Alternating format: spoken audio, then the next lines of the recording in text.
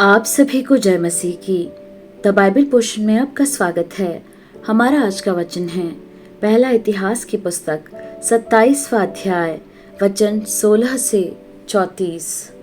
फिर इस्राएली गोत्रों के ये अधिकारी थे, अर्थात रूबेनियों का प्रधान जिक्री का पुत्र एलियाजर, शिमोनियों का माका का पुत्र शपत्याह, लेवी का कमुएल का पुत्र हशब्याह, हारून की संतान का सादोक, यहूदा का एलीहू नामक दाऊद का एक भाई, इस्साकार का मिकाएल का पुत्र ओमनी, जबूलून का ओबद्याह का पुत्र यशमायाह, नप्ताली का अजरीएल का पुत्र यरीमोत, एप्रेम का अजज्याह का पुत्र होशे, मनश्शे का आधे गोत्र का फदायाह का पुत्र योएल, गिलाद में आधे गोत्र मनश्शे का जकरियाह का पुत्र इद्दो, बिन्यामीन का अब्नेर का पुत्र यासीएल और दान का यारोहाम का पुत्र अजरेल प्रधान ठहरा।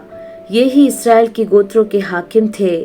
परंतु दाऊद ने उनकी गिनती 20 वर्ष की आयु के नीचे न की, क्योंकि यहोवा ने इसराइल की गिनती आकाश के तारों के बराबर बढ़ाने के लिए कहा था।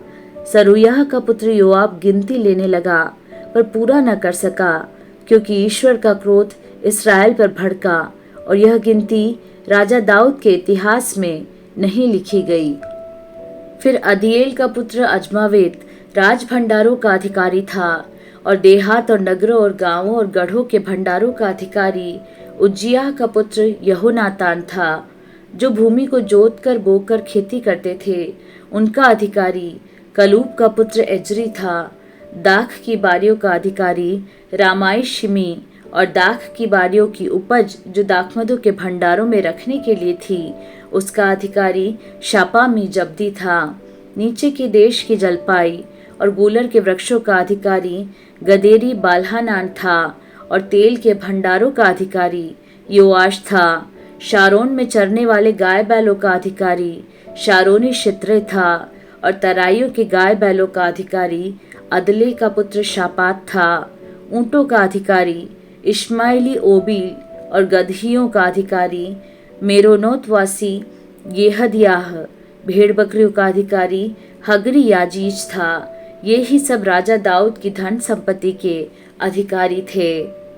दाऊद का भतीजा योनातान एक समझदार मंत्री और शास्त्री था, और एक हकमोनी का पुत्र एहिएल राजपुत्रों के संग रहा करता था।